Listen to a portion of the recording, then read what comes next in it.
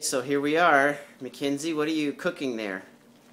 It's like, they're called tamales. They're like a old family recipe. Yeah? From who?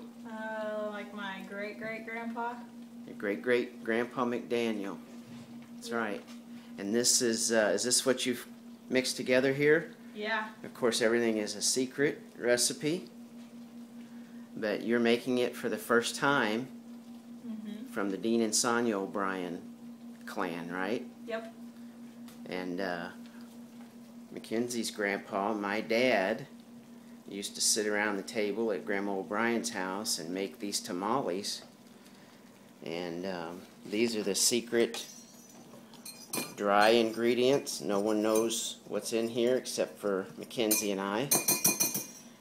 And then everything else is on that secret piece of paper that Nanny left us. Yep. And nobody else gets to know. That's right. So we're going to continue on here, right? What do we got to do next? Like grind this stuff up, or? Yep, we'll grind it and then we'll start to make the tamales. Awesome. And those have to be handmade, right? Yep. Awesome. Well, I can't wait to see those.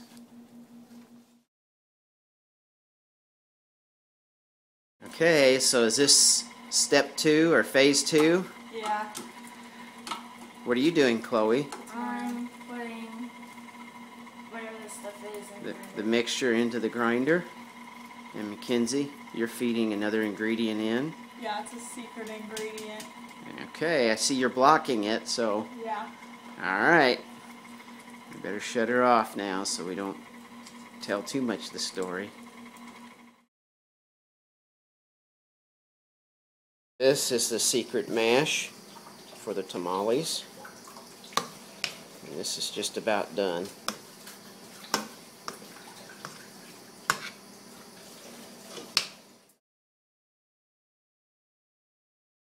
Now here we have the sanitized corn husks, the mash,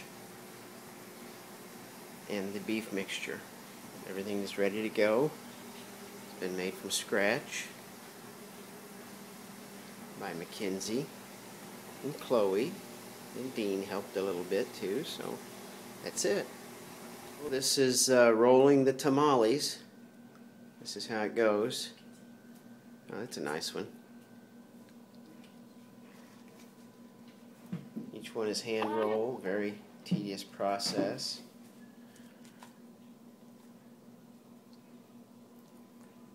These are all of the elements that it takes.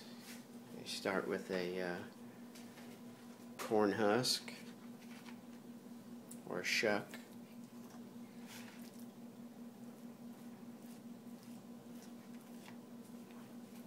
It gets spread out in the shuck. And we're not sure, we may have our mush may need to be a little bit stiffer. We're still experimenting here, but we'll have it perfected after this batch. Just like great-great-grandpa Mcdaniel would have had it. Mackenzie has it down here. Pretty good.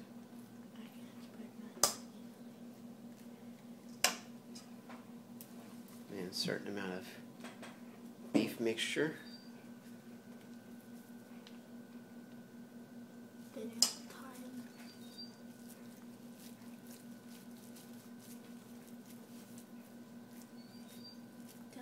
Can I read this one again? And that goes in the middle. That's probably a little bit much, isn't it, sis? Maybe too much. It's just be like the size of a marker. And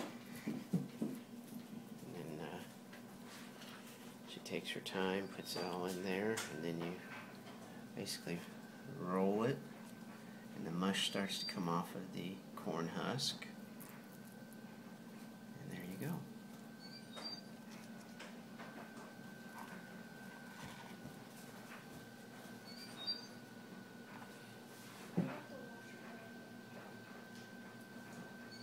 That's how you make them, right? Yep.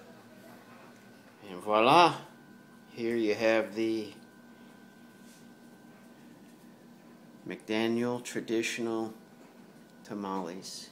Mackenzie's literally making the last one. And what we learned is, even at a half a recipe, look at all the filling we have left.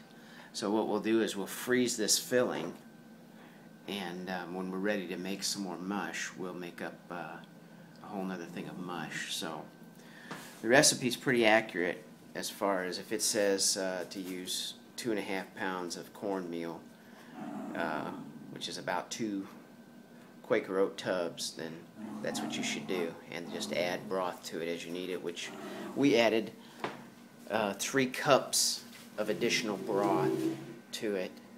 And you see what we have left. We have plenty of corn husks.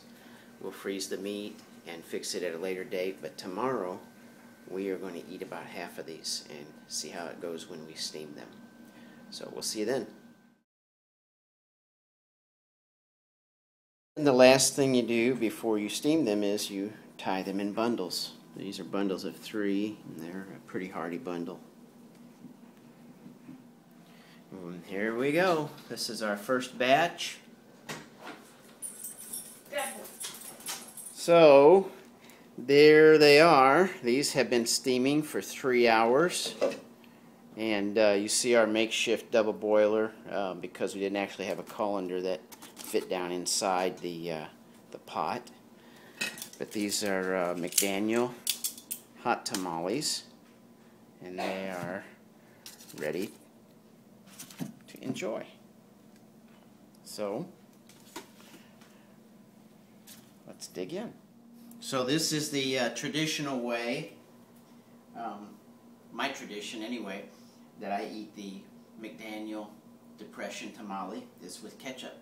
And so at this time, I'm going to enjoy this bite. Mmm, delicious.